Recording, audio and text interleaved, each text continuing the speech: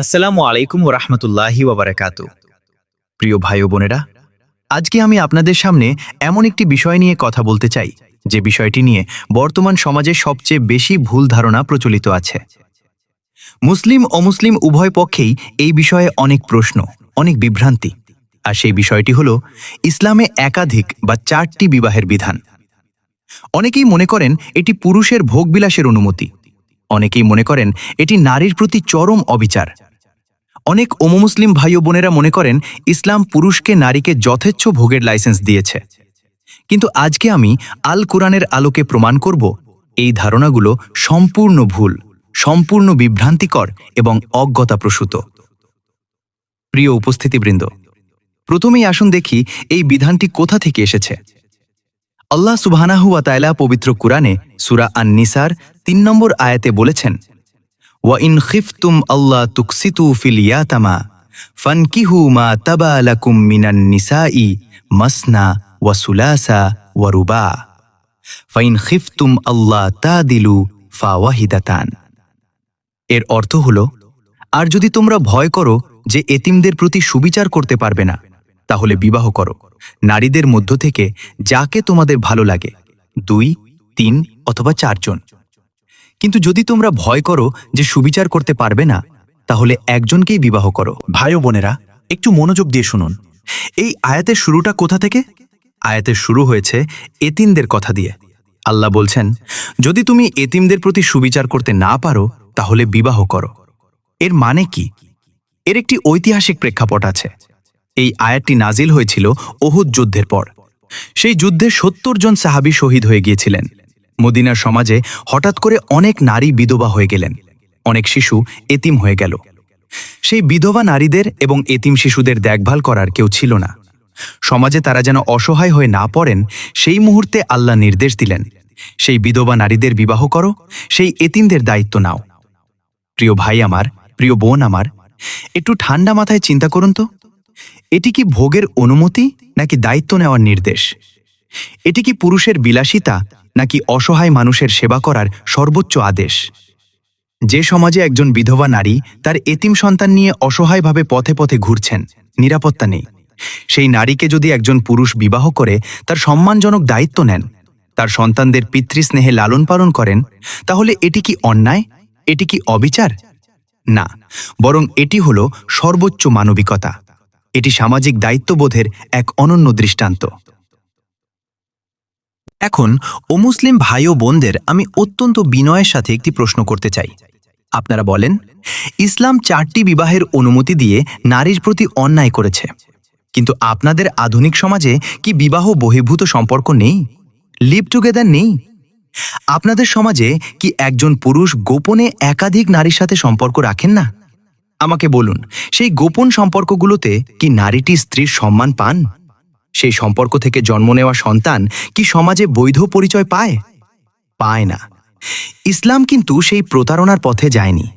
ইসলাম বলেছে, যদি একাধিক সম্পর্ক রাখতেই হয় তবে লুকিয়ে নয়, সেটিকে আইনি ও সামাজিক স্বীকৃতি দাও। সেই নারীকে প্রকাশ্যে স্ত্রীর মর্যাদা দাও, তার সন্তানকে পিতৃ পরিচয় দাও। এখন আপনারাই বলুন, কোনটি নারীর প্রতি বেশি সম্মানজনক? ভাই ও বোনেরা, এবার আসুন দেখি ইসলাম এই বিধানের সাথে কি কঠিন শর্ত জুড়ে দিয়েছে। আল্লাহ তাআলা ওই আয়াতেই বলেছেন, ফাইন খিফতুম আল্লা তাদিলু ফাওয়াহিদাতান। যদি তুমি ভয় করো যে সুবিচার করতে পারবে না, তবে একজনকেই বিবাহ করো। সুবিচার, আদল, ইনসাফ, এই একটি শব্দ কতটা ভারী জানেন? ইসলাম বলেছে, প্রতিটি স্ত্রীকে সমান অধিকার দিতে হবে, সমান খোরপোশ, সমান সময়, সমান মর্যাদা। এত তো কঠিন শর্ত দেখে রাসূলুল্লাহ সাল্লাল্লাহু আলাইহি ওয়াসাল্লাম সতর্ক করে বলেছেন, যার 2 জন স্ত্রী আছে কিন্তু সে তাদের মধ্যে সমান আচরণ করে না, সে কিয়ামতের দিন এক পাশ অবশ বা হেলে থাকা অবস্থায় উঠবে। তিরমিজি। দেখুন, এটি কোনো ভোগের সুযোগ নয়, বরং এটি এত বড় দায়িত্ব যে সঠিকভাবে পালন না করলে কিয়ামতের দিন আল্লাহর কাঠগড়ায় দাঁড়াতে হবে। আর মানুষের দুর্বলতার কথা জেনে আল্লাহ সূরা আন-নিসার 129 নম্বর আয়াতে বাস্তব সত্যটি বলে দিয়েছেন, তোমরা কখনো স্ত্রীদের মধ্যে পুরোপুরি সমান আচরণ করতে পারবে না, যদিও তোমরা তা চাও। অর্থাৎ ইসলাম প্রকারান্তরে এক স্ত্রীতেই সন্তুষ্ট থাকতে উৎসাহিত করেছে এবং একাধিক বিবাহকে অত্যন্ত কঠিন শর্তের বেড়াজালে আবদ্ধ করেছে। ইসলামের আগে আরব সমাজে বিবাহের কোনো সীমা ছিল না। একজন পুরুষ 10টি, 20টি, 50টি বিবাহ করত, কোনো দায়িত্বের বালাই ছিল না। ইসলাম এসে সেই সীমাহীন প্রথাকে ভেঙে সর্বোচ্চ 4টিতে নামিয়ে আনল এবং কঠোর শর্ত দিল। তাহলে বলুন, ইসলাম কি নারীর অধিকার কমিয়েছে নাকি বাড়িয়েছে? আর আমাদের সমাজেও কিছু মানুষ আছেন যারা এই বিধানের অপব্যবহার করেন। প্রথম স্ত্রীর অধিকার নিশ্চিত না করে তাকে মানসিক কষ্টে রেখে দ্বিতীয় বিবাহ করেন। মনে রাখবেন, এটি ইসলামের বিধান নয়, এটি ইসলামের অপব্যবহার। প্রথম স্ত্রীকে জুলুম করে দ্বিতীয় বিবাহ করলে কিয়ামতের দিন আল্লাহর কাছে এর চড়া মূল্য দিতে হবে। আল্লাহ সূরা আন-নিসার 19 নম্বর আয়াতে স্পষ্ট নির্দেশ দিয়েছেন, ওয়া আশিরুহুন্না বিল মারুফ, অর্থাৎ নারীদের সাথে সর্বদা সদাচরণ করো। প্রিয় উপস্থিতিবৃন্দ, আমার শেষ কথা হলো, ইসলামের কোনো বিধানকে বুঝতে হলে এর সামগ্রিক দৃষ্টিভঙ্গি বুঝতে হবে। ইসলাম নারীকে পণ্য বা ভোগের বস্তু মনে করে না।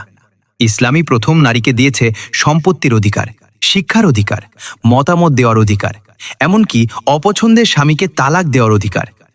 আল্লাহ সূরা আল হুজুরাতের 13 নম্বর আয়াতে বলেছেন, নিশ্চয়ই আল্লাহর কাছে তোমাদের মধ্যে সবচেয়ে মর্যাদাবান সেই ব্যক্তি যে সবচেয়ে বেশি তাকওয়াবান। এখানে নারী বা পুরুষ কোনো পার্থক্য নেই।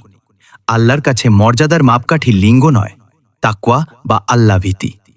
তাই যারা ইসলামের বিধান নিয়ে ভুল ধারণা রাখেন তাদের আমি বিনীত অনুরোধ করব, একটু গভীরভাবে জানুন।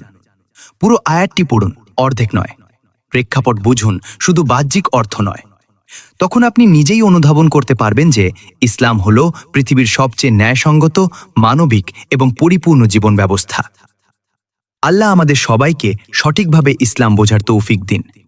আল্লাহ আমাদের সমাজ থেকে সব বিভ্রান্তি দূর করে দিন এবং আমাদের পরিবারগুলোকে শান্তিময় করে দিন। রব্বানা হাবলানা মিন আজওয়াজিনা ওয়া যুররিয়াতিনা কুররাতা আইয়ুনি ওয়াজআলনা লিল মুত্তাকিনা ইমামা। হে আমাদের প্রভু, আমাদের স্ত্রী ও সন্তানদেরকে আমাদের চোখের শীতলতা দান করো এবং আমাদেরকে মুত্তাকিদের নেতা বানাও। আমিন। জাযাকাল্লাহু খাইরান। আসসালামু আলাইকুম ওয়া রাহমাতুল্লাহি ওয়া বারাকাতুহু।